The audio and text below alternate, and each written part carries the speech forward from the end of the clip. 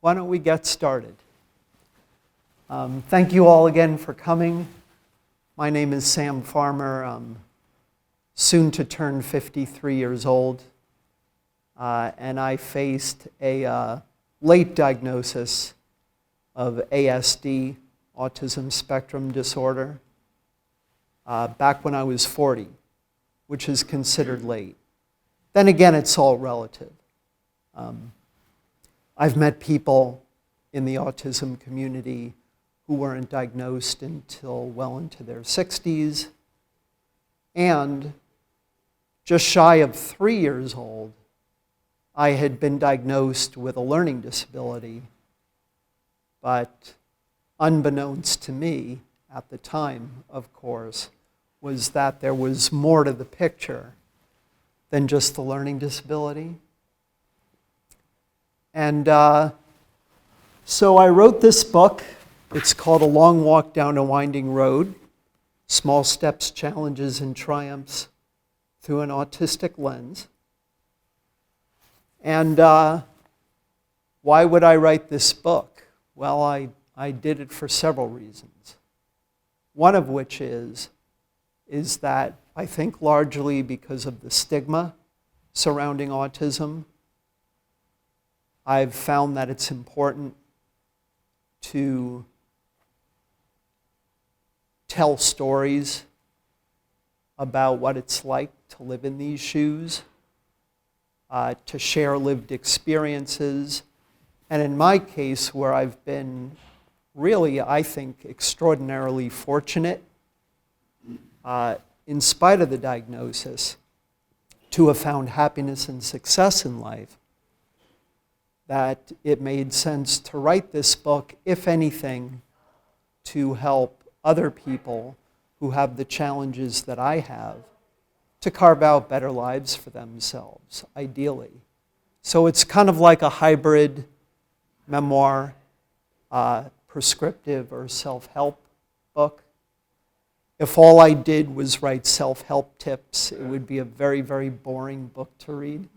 So I included memoir content to kind of give context to the self-help content, to kind of give the reader an idea of how I arrived at all these ideas and thoughts that I have on happiness and success.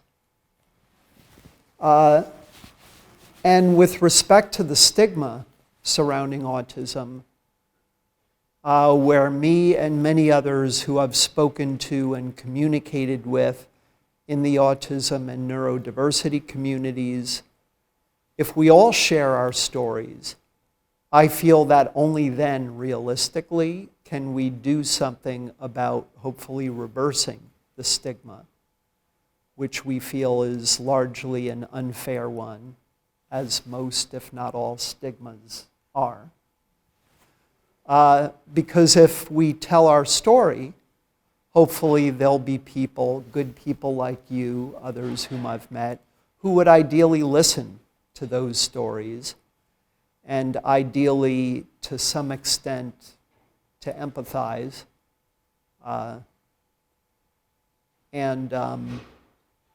Through listening and empathy, in my view, is maybe how the stigma can at least be brought down a level than if we stayed quiet, than if we stayed reserved. And that's the dilemma, because to disclose a diagnosis like this, it's a big deal. And for many people in the community, it unfortunately has backfired.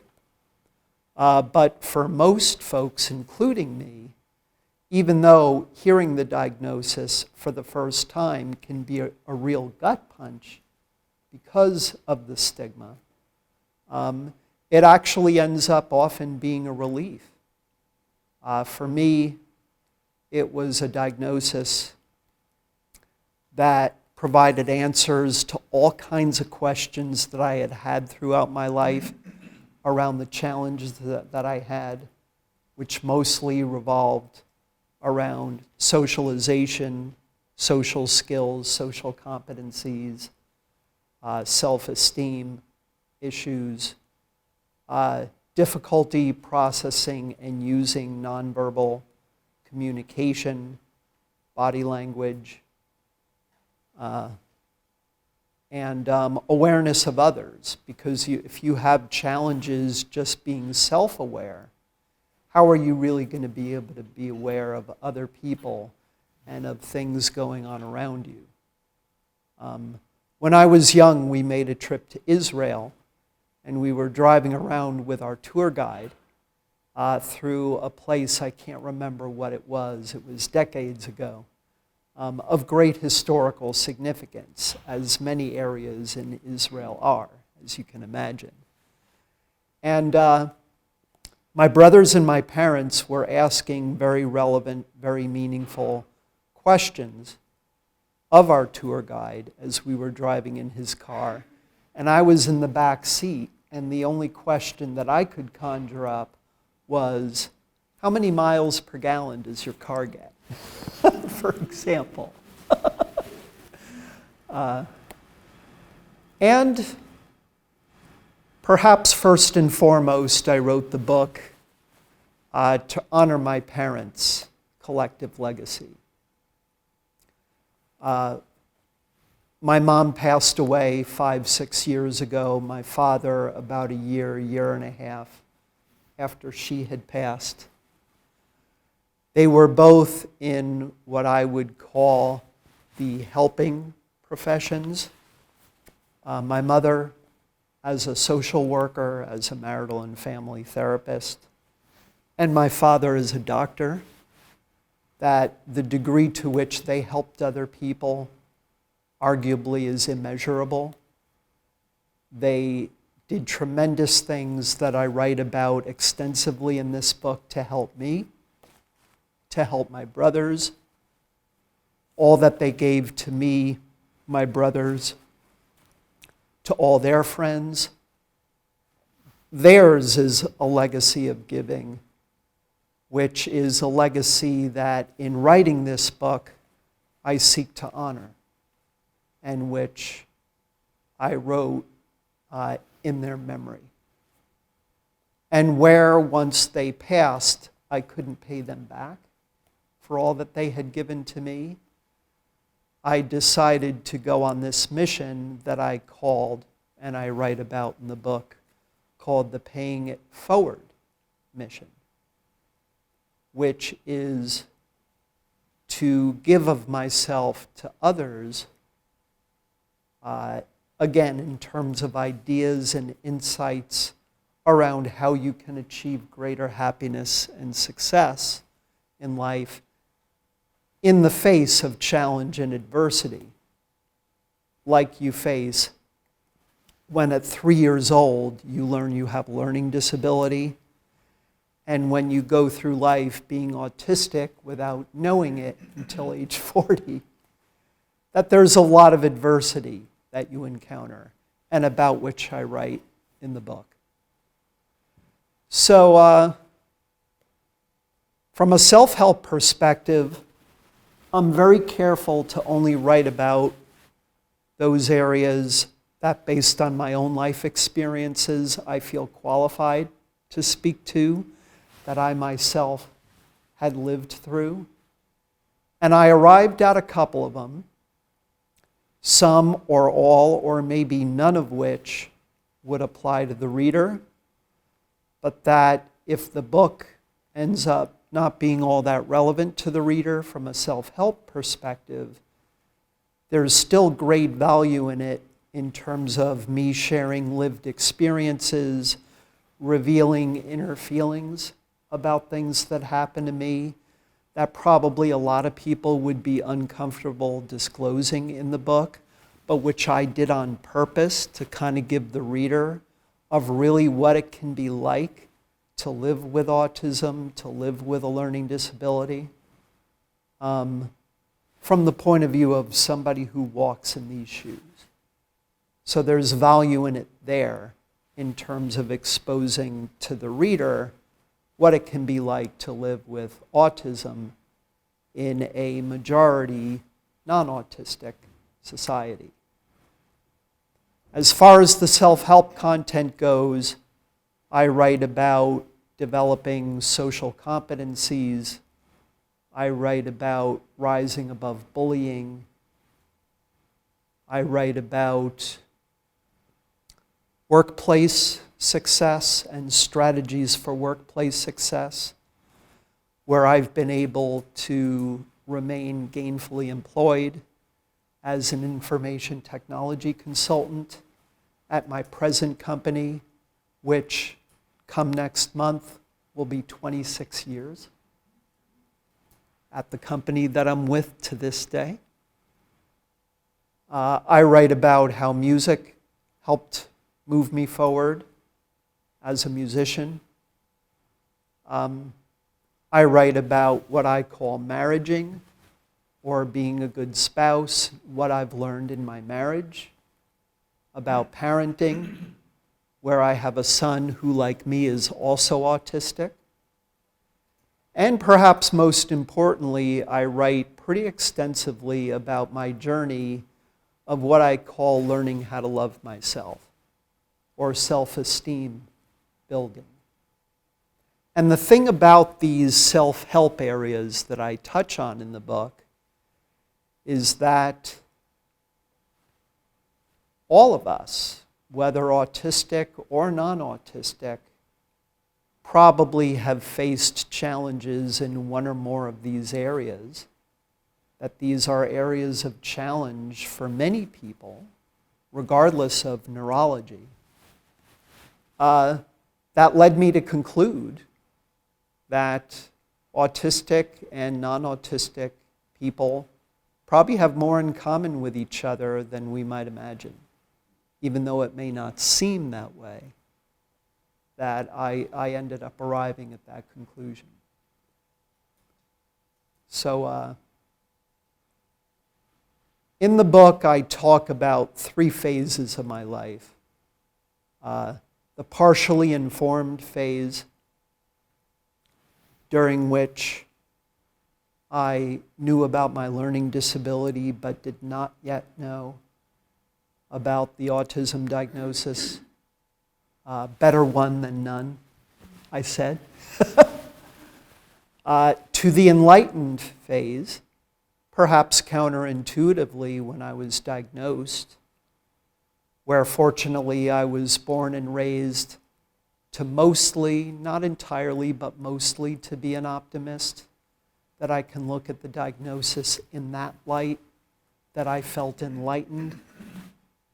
And then after my mother passed away, as I had mentioned earlier, my paying it forward phase, which is pretty much what I'm doing tonight and what I do through my writings, my book, all the articles that I've written for various media outlets, all of which, by the way, you can find on my website, samfarmerauthor.com. Links to a bunch of articles that I've read, all of which is in advocacy for the autism and neurodiversity communities, again, in sharing lived experiences, in sharing ideas and insights on how one may be able to find greater happiness and success in life in the face of challenge and adversity. And that's the phase of life that I am arguably in now, and that, God willing, I can continue until close to my final day. I'll do it for as long as I'm able. And I have another chapter in the book in which I don't look back, as I do through much of the book, but that I look ahead. And as a father, when I look to the future, I can't help but do so in a way that revolves around my hopes and dreams for my son. And that, as you can maybe begin to imagine, was not an easy chapter to write, but it's probably my favorite chapter, probably not the most important chapter. The chapter on learning how to love myself, on self-esteem building, to me is probably the most important chapter in the book, because in my view, if you're living with a compromised sense of self, that there's no way that you can really attain true happiness in life.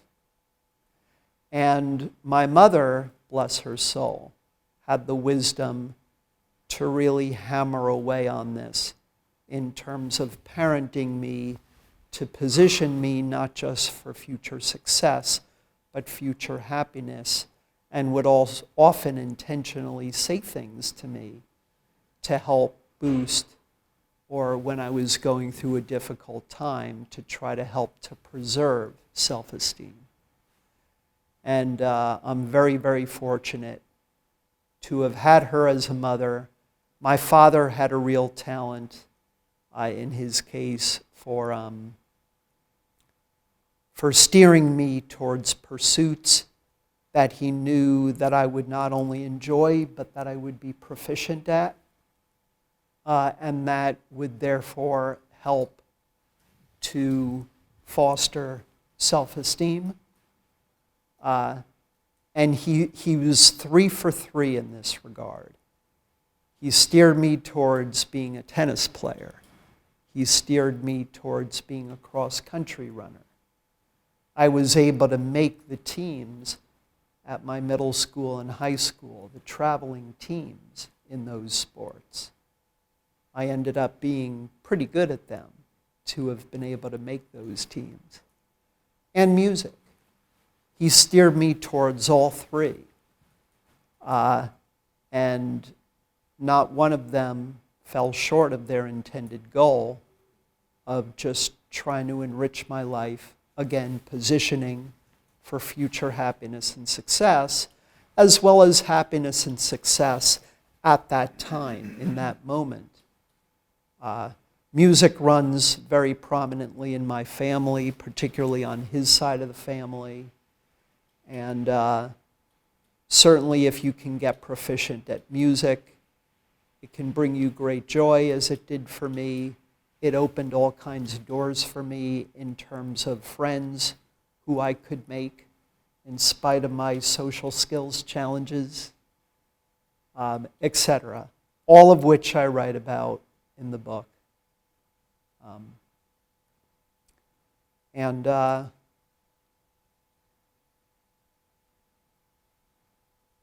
In my view, like I was saying, the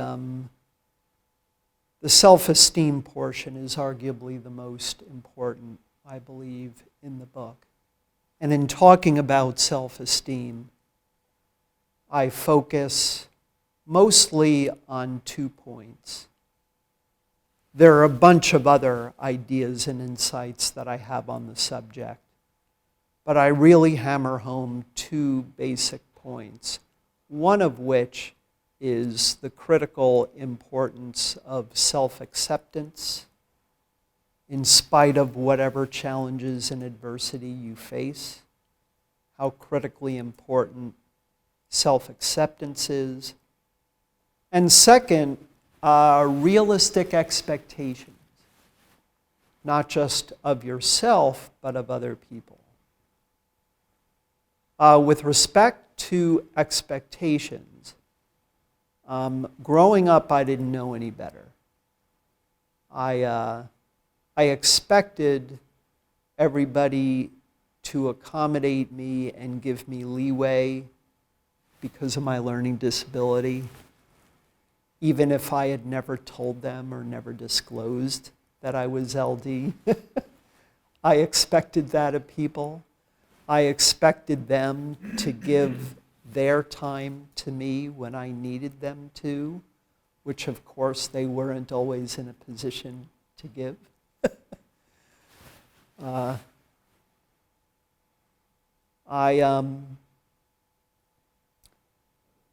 And I was eager to please.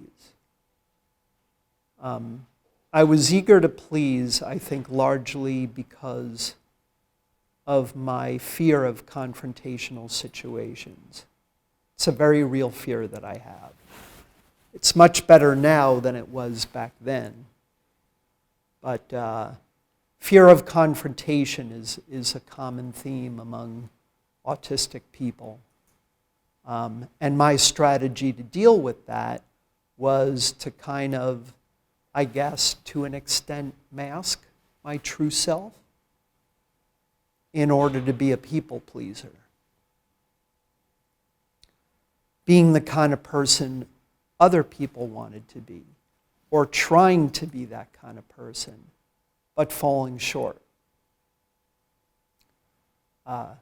Because again, odds are you're going to fall short if you try to be somebody whom you're not. The challenge with my autism profile is that in many respects, I can act reasonably well like I am non-autistic, even though I'm not. And the challenge there is that there's a mismatch between what people see on the surface and what's really going on deep inside of me when you do that. I expected far more than I should have with respect to my piano playing, with my running, with my tennis. Even though I was good at these things, it was just never good enough.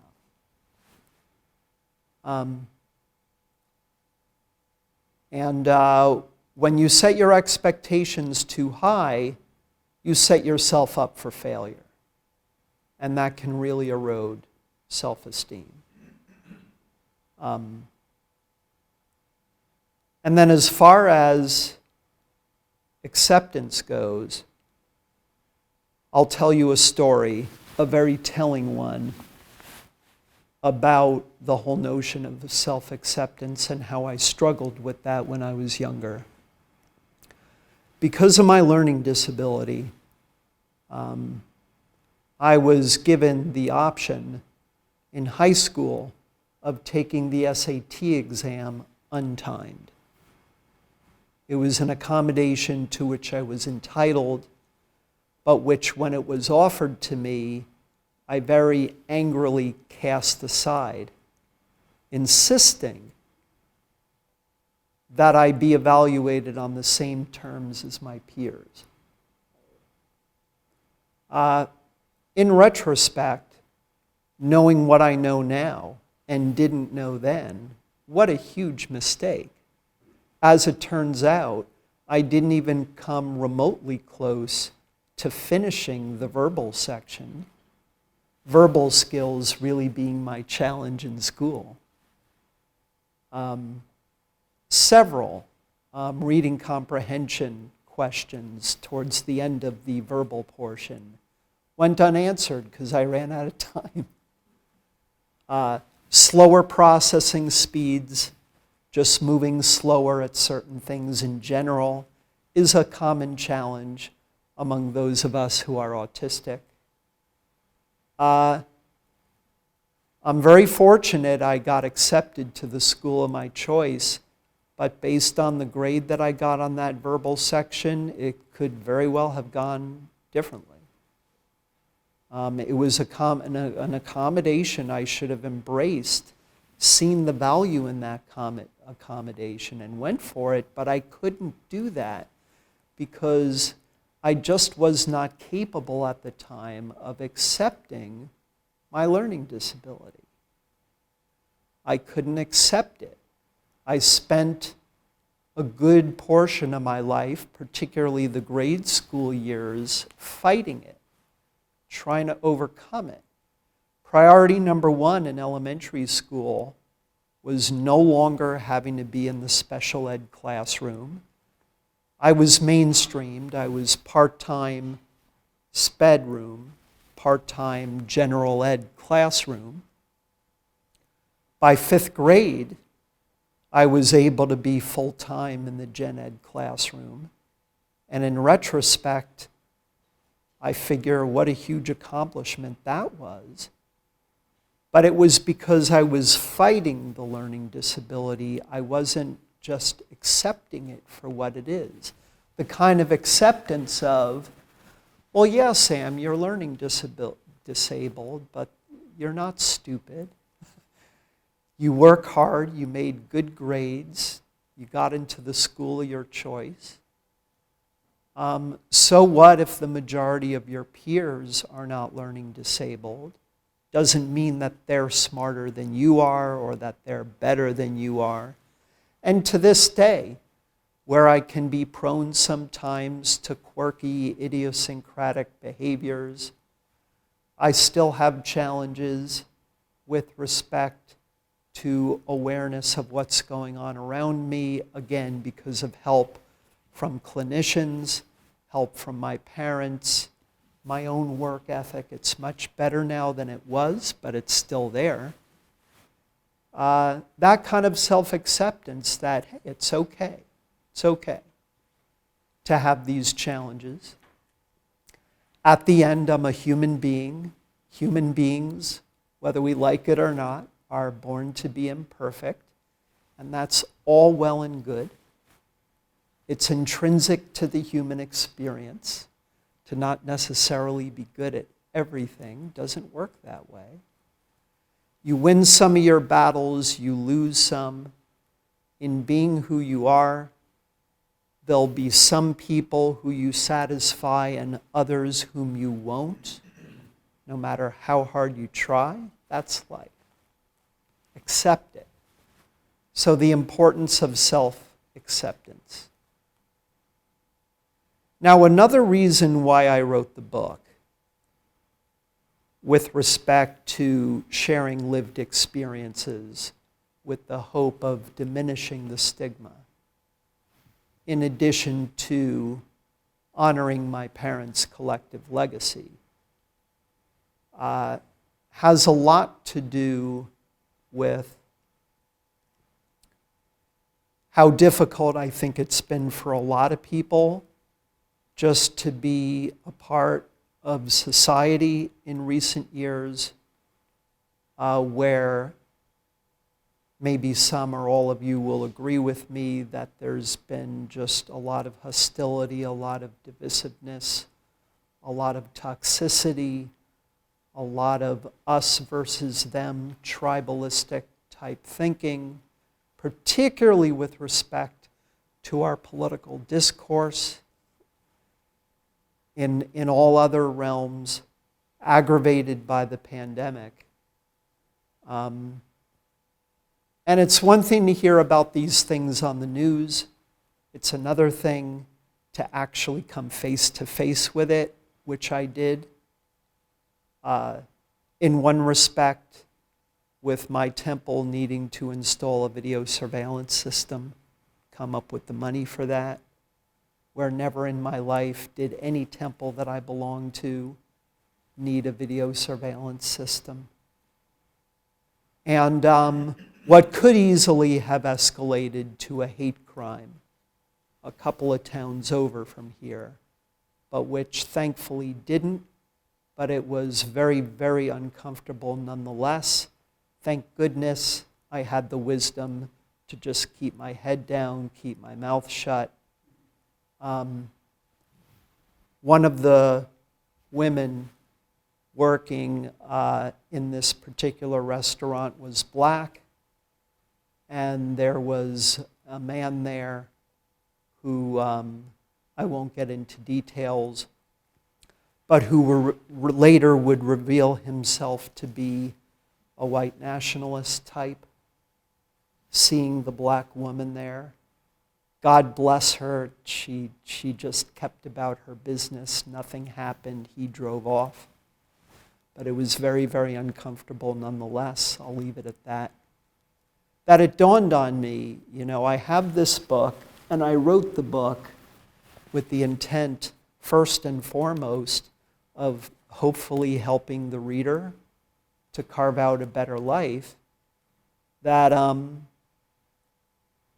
I've, since that incident, been inclined to position the book as being a means of countering all this toxicity that I've seen and witnessed firsthand in society, as being an act of goodwill, which, if we're going to counter all this negativity going on, why not counter that with acts of goodwill. And so I view my book as kind of being that act of goodwill to the world, to try to counter all that we've been up against, I feel, in recent years.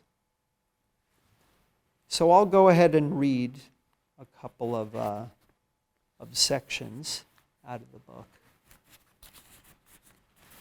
just to give you an idea of my writing style and a little bit of what I have to say. So this is the final paragraph in the chapter about learning how to love yourself, and it goes as follows. If you are less than content, would like to feel better about who you are, and feel that the time is now to make a change, my hope is that you will find at least some of what I have written in this chapter and in this book to be useful to you. Working to build self-esteem was no cakewalk for me, though the time and effort involved were more than worth it. There is no greater gift than to love who you are. If you are ready to embark on this journey, consider the following analogy to the American civil rights movement. Though there is considerably more work to be done with respect to improving race relations in the United States, the civil rights movement did achieve lasting results and positive change in the face of all kinds of odds, and it did so without any help from the internet or social media, after centuries of slavery and in the midst of Jim Crow era segregation and discrimination. Furthermore, it required the efforts, struggles, and sacrifices of an immeasurable number of people, a multitude of individual acts of courage, protests and marches, federal government involvement, a timeless letter written from a jail cell, and epic court battles to succeed. The key takeaway: meaningful change is hard, slow to come, often achieved in the face of adversity, and entails many small steps taken over a long period of time.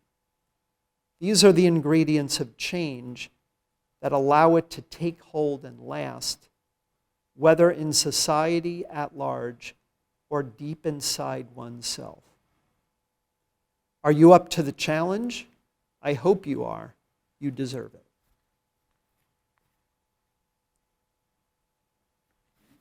The final passage that I will share comes from my favorite, albeit probably hardest to write chapter, in which I look ahead to the future.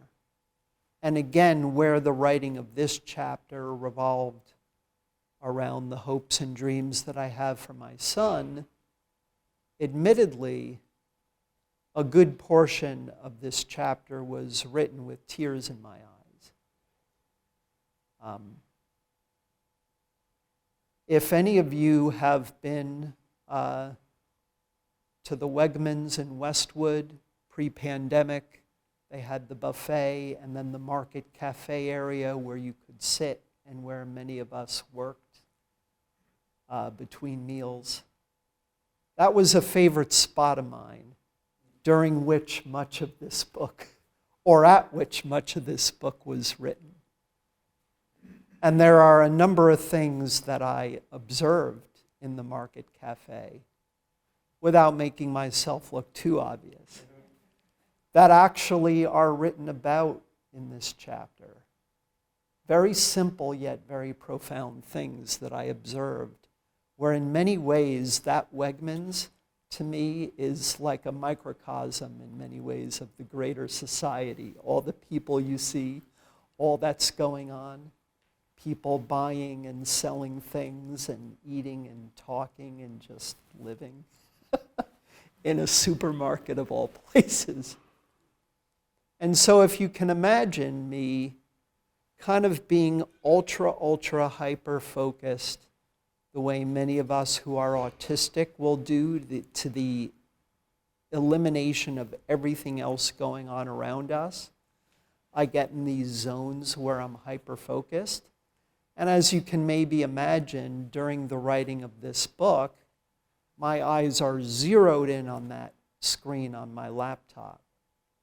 And if I'm sitting alone at a table with my laptop in front of me, and I have tears in my eyes, and I'm in public, this is what I mean when I say that there are sort of quirky, idiosyncratic behaviors that we can be prone to.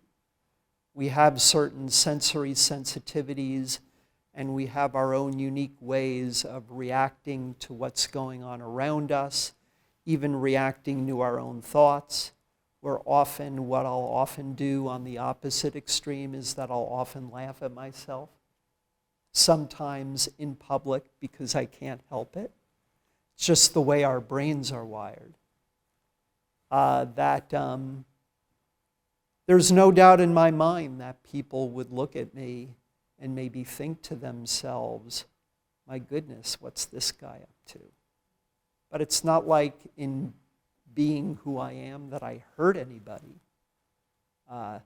It's just that, yeah, we come off being quirky and idiosyncratic in that kind of way.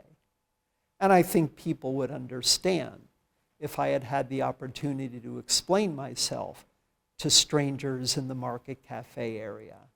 Well, yeah, this is why I'm super focused and why I'm doing so with tears in my eyes. You'd understand. But it doesn't work that way. You can't always explain yourself to everybody around you. But here goes. This is towards the end of that chapter and towards the end of the book. On Thanksgiving Day in 2018, a friend recruited me to volunteer with her at a local soup kitchen.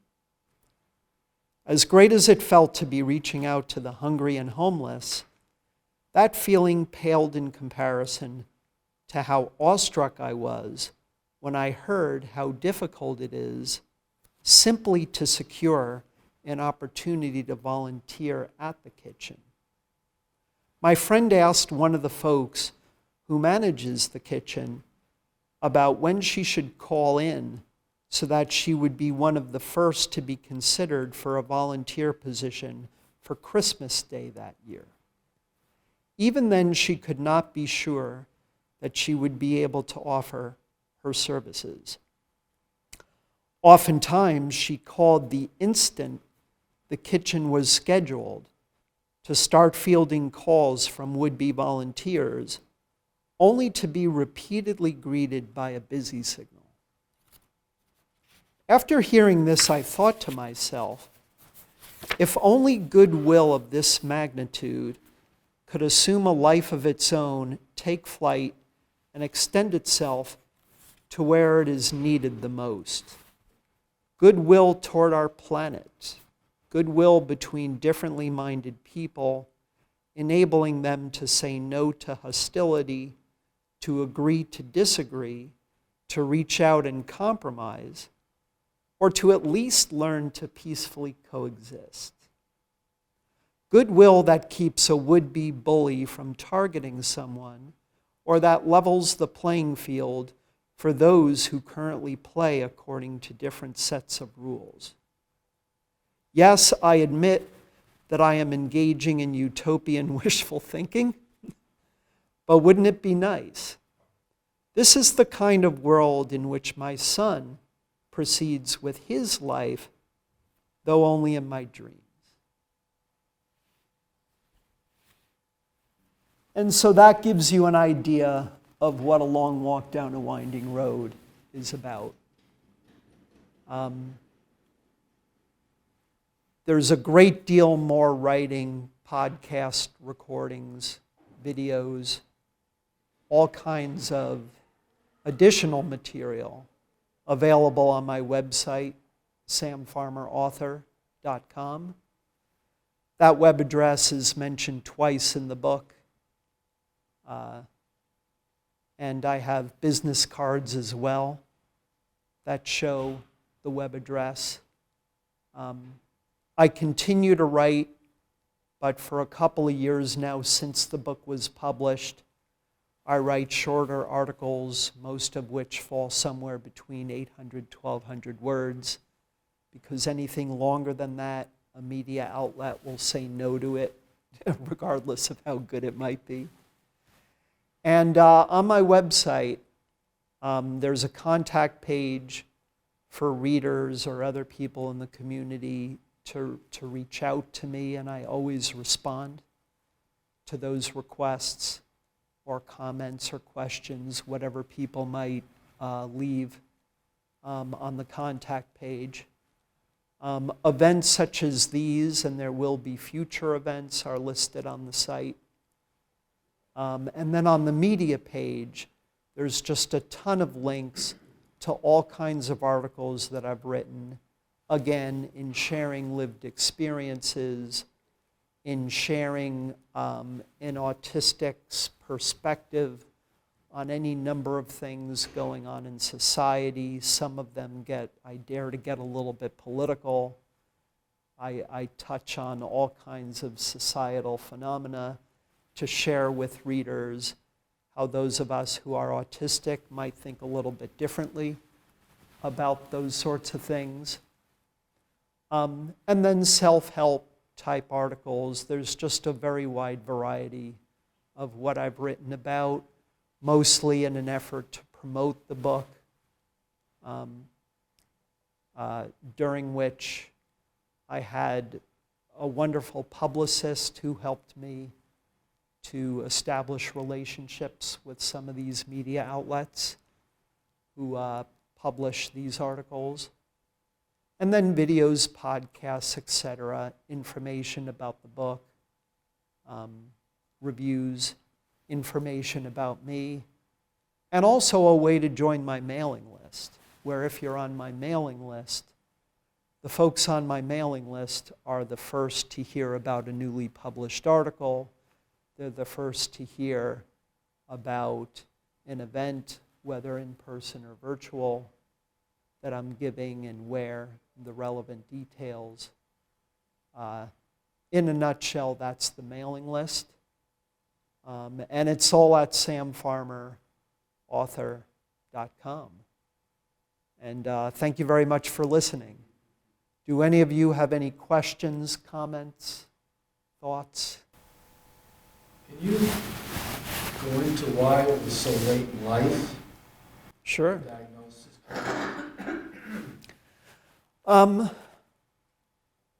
I can only assume that many of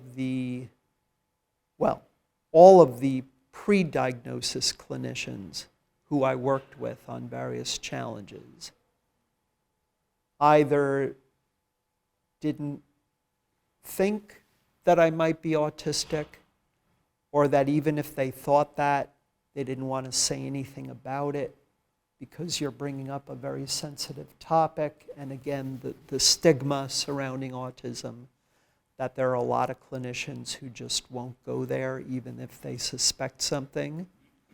Believe it or not, it actually came from my wife, who, God bless her, is a very wise, very perceptive woman who obviously soon after we met, I disclosed the learning disability. And who a couple of years into knowing me and in our marriage kind of started to wonder and express this wonderment to me of, well, Sam, what if there's more to you than the learning disability? For a while, I didn't want anything to do with that because my self-esteem was not yet where I wanted it to be, and I figured, heck, I already know about the learning disability. What more, if there is more, do I really want to know? But then our son was born, and she brought it up again after he was born. And as we all know, those of us who are mothers and fathers, having a child changes a lot of things. And it dawned on me, my goodness, now that I'm a father, what's at stake? if I don't get to the bottom of what my wife suspects. So I said, oh, okay, dear. I think I'm ready to do this, to kind of embark on this journey of self-discovery. And I worked with a local therapist who had the idea, a good one, for me to undergo a neuropsych evaluation, which is how many people who are autistic are diagnosed. Not all, but many. And lo and behold, the conclusion of the neuropsych evaluation was one of Aspergers Syndrome, which is a diagnosis that actually no longer exists. It was in the DSM-4, the Diagnostic Guide for Mental Illness, but they did away with it in the DSM-5, which is the current edition. But nonetheless, many of us who are diagnosed with Asperger's still identify that way. The DSM cannot order us of how we must look at ourselves. It's a personal choice. You make of things what you will, and there is always more than one way of looking at things. It occurred to me that once diagnosed, as a result of this neuropsych evaluation, that I'm better off learning about what this diagnosis entails, looking at it as a good thing rather than a bad thing, where now explanations were provided for a bunch of questions that were lingering through my life. Why do I face these challenges in big crowds of people, loud situations? Why was dating such a struggle? I think a lot of that had to do with my challenges around body language and nonverbal communication. You can imagine how miserable dating can be when you have those kinds of challenges. That it ended up actually being a wonderful thing, because now I had an explanation, and now I could go for more targeted help from clinicians, my post-diagnosis clinicians, who have helped me along into being the kind of person I am today. My work experience, my marriage, all of that. So a lot of it, like I say in the book, is small steps taken over long periods of time. You live, you learn, you grow wiser as a result of your lived experiences.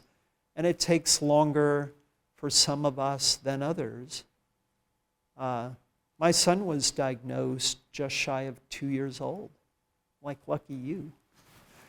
But I was delighted in a way, because the way I view fatherhood, you would want more for your son, at least in some respects, than what you have.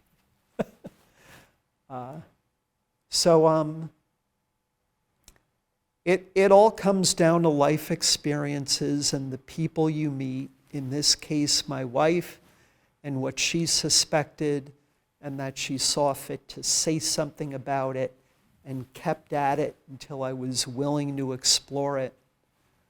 That did the trick. And I just ended up having been 40 years old when the neuropsych evaluation and the conclusions of it happened. Yeah.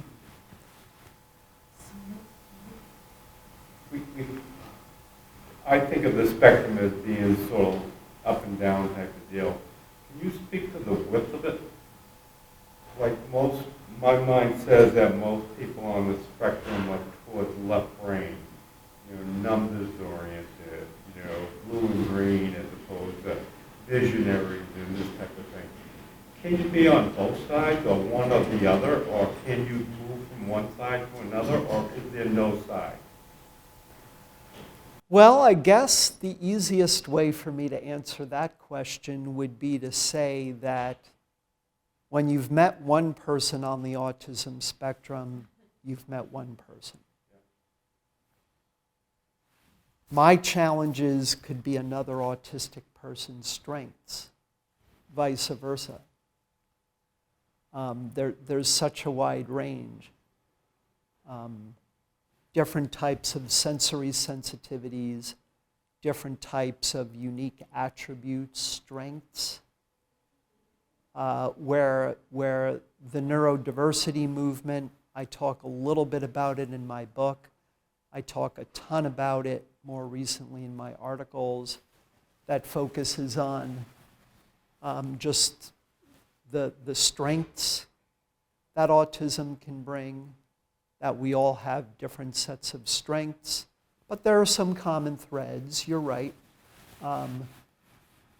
Abilities around numbers, around pattern detection, creativity, outside the box thinking, the ability to hyper-focus, as I often would, particularly at Wegmans writing this book, the ability to really hyper-focus on a task for very long periods of time, marketable skills, where much in the neurodiversity movement centers around the workplace and how to make workplaces more inclusive, more diversified, and where autistic people bring unique strengths that have come to be very highly valued often in the workplace, that non-autistic people might not be as adept at as autistic people. And with that diversity, you have different people being really, really good at different things. And a lot of it centers around a focus not on what one struggles with or isn't good at, or that focuses unfairly on the stigma surrounding it, but focusing on the strengths, on the good things. I've written about any number of autistic people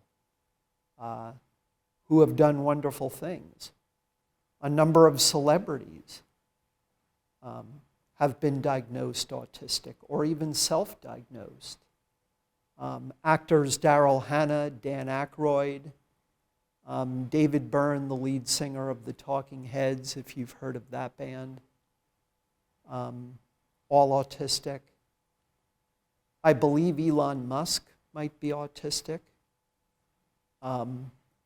It's all but certain that if the diagnosis had existed in his day, that Albert Einstein would have been diagnosed. So there's a lot of untapped talent among autistic people with respect to the workplace that now, thankfully, it's really beginning to pick up steam in terms of companies and other workplaces seeing the value in having autistic workers. And loyalty, look at me. I've been with one company in information technology for almost 26 years. I know from experience that that is practically unheard of. That often in technology you see folks move from one company to the next. So you have loyalty. And that loyalty in terms of longevity at a job, I think stems from the need with me and with many others, and again, another common thread, to have stability, structure, predictability, clarity on things. One of the hardest things that you kind of need to do to some extent in society is that where social interactions are inherently unstructured. One therapist who I worked with told me, look, Sam, as hard as it can be and as counterintuitive as this sounds, you'll be better off trying to attribute some kind of structure to that which is inherently unstructured.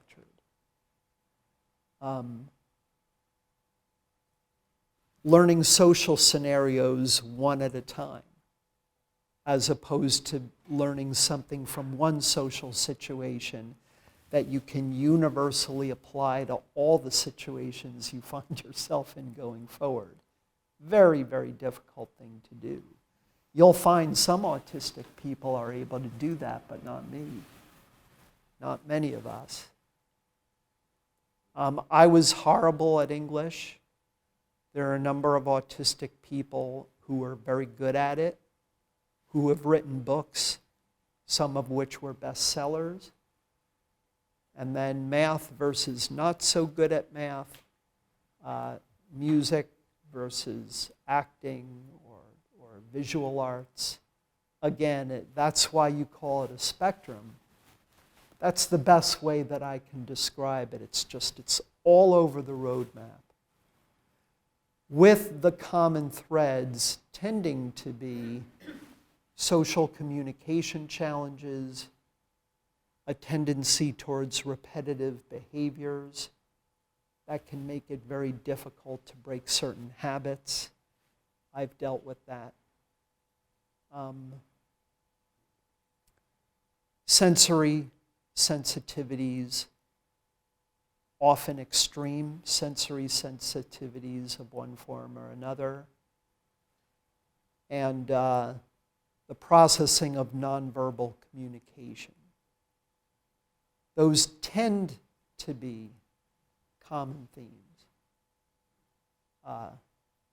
But even then, you can have an autistic person who could be very adept at one or more of those typical challenge areas. So you have challenges that are prevalent, but that are by no means universal on the spectrum. Yep. I want to talk about the spectrum, because when you say that they no longer label people who are autistic as autistic, are they still labeled? I mean, I know someone who has Aspergers, or they call it high functioning. I know someone who's completely on the opposite end of the spectrum. She doesn't speak. She laughs and enjoys working on the computer. It's Sure. difficult to communicate. So, how are maybe you don't want to be labeled, but how are they labeled? It's an excellent question. You know, words matter. Words carry a lot of weight. And depending upon the nature of your challenges,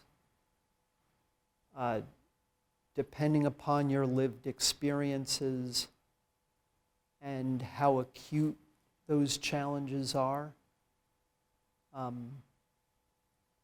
you have two fundamental models that in the neurodiversity community you see talked about frequently in social media, particularly LinkedIn, which is the social model of autism and the medical model. From what I've been able to gather, as a neurodiversity community self-advocate,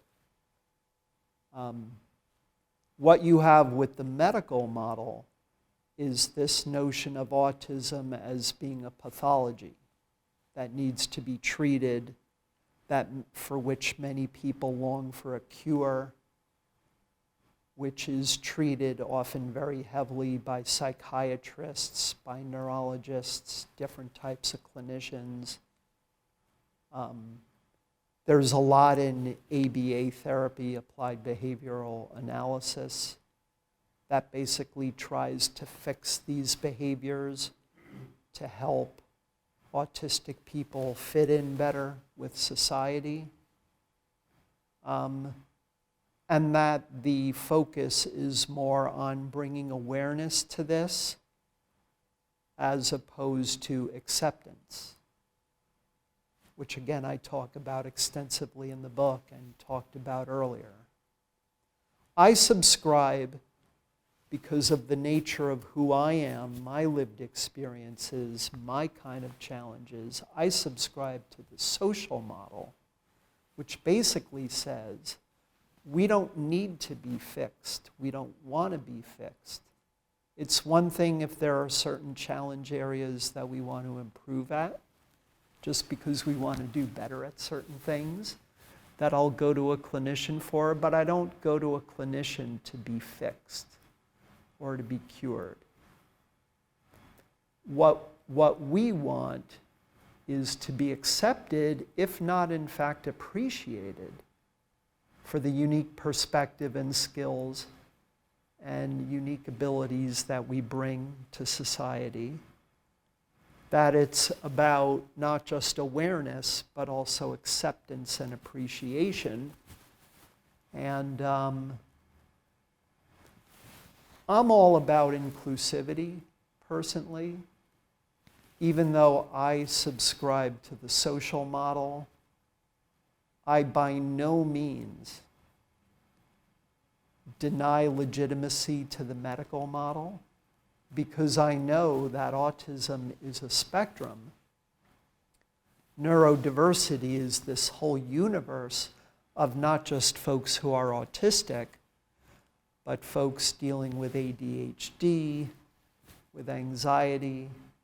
That can be another common thread among many people with autism, but to varying degrees. Dyslexia, dysgraphia, dyscalculia. It's a whole list of different diagnoses. And in the book, I call out what I call the 3 Ds: disorder, disability, diagnosis. To me, they kind of belong to the medical model, to which I don't subscribe, but which I can very well understand, particularly for people on the spectrum whose challenges are more acute, that they will tend more so to look at autism from the medical model's point of view. That we all have different ways of labeling things. We all label ourselves a certain way. Other people around us label us based on what they observe. All of us as humans judge. We're judgmental of certain things, whether we like it or not. Some things we judge favorably, other things not. But I always try to judge people for who they are on the inside, how they conduct themselves, how they treat other people. Other people are going to judge by other means. We all judge differently, we all label differently, so it's a mixed bag. But the way you label yourself is essential, because how you label yourself can either positively or negatively impact self-esteem. The book, many of my writings, are written from a place of self-esteem building and preservation. And if you internalize the stigma too much, if you think more in terms of the 3 Ds, disability, disorder, diagnosis, as opposed to what I call myself, which is that I am autistic, I have an autism profile, not a condition. That's another word, doesn't begin with D, so I couldn't make it the 4th D, but you get the idea. Words matter, and words can either impact negatively or preserve sense of self. With the social model, it's all about autistic people like me and many others whom I've met saying, look, we are who we are. We would like to be accepted for who we are rather than to be cured or to be told, you have to change this in order to fit in. You have to mask your true self in order to fit into society. Masking can do great harm.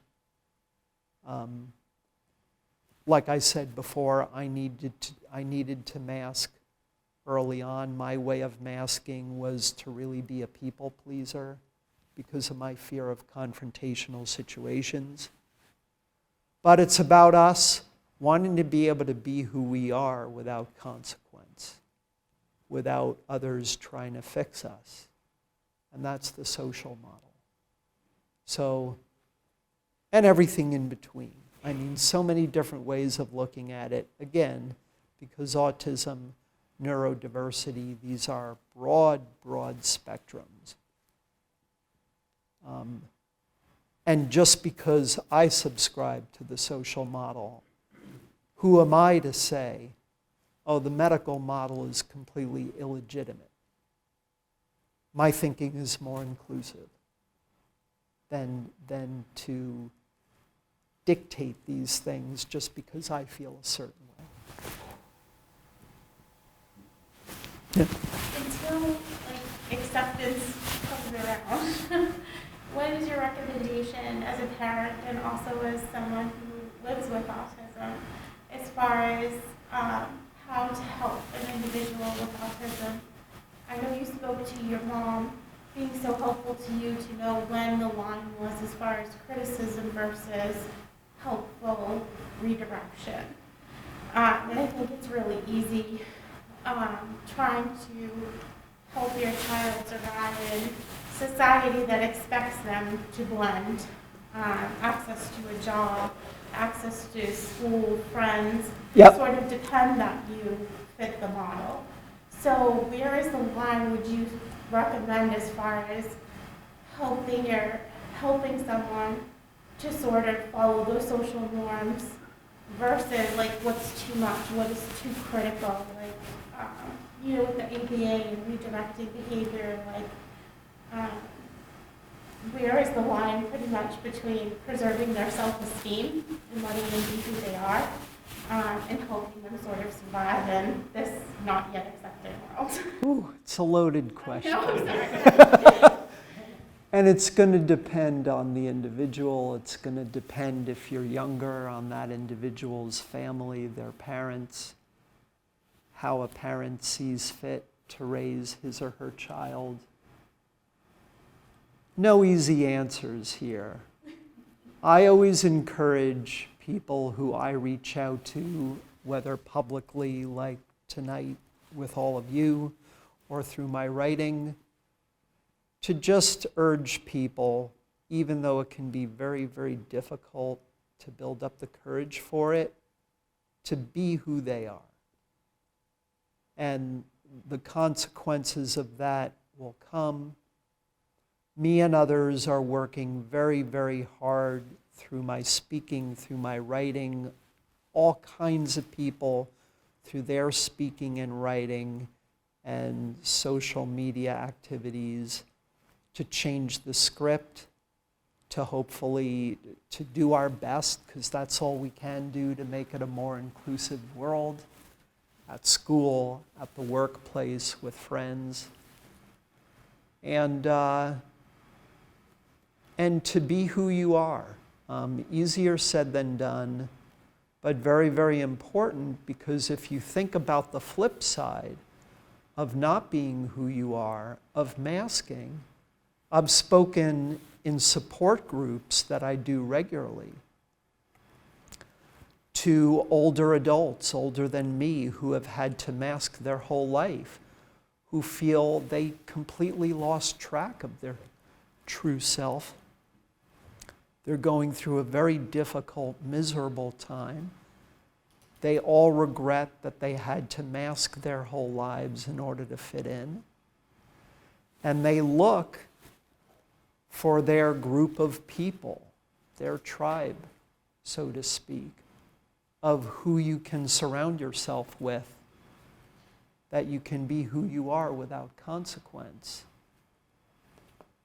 The people who you surround yourself with will either make you or break you. I got very lucky. I found myself, after a number of dead-end, useless jobs, to have landed the job that I'm in now 26 years, due largely to the fact that the culture in the workplace is such that I could be who I was and be appreciated for what I could do versus what I wasn't very good at. And it has so much to do with the people you surround yourself with.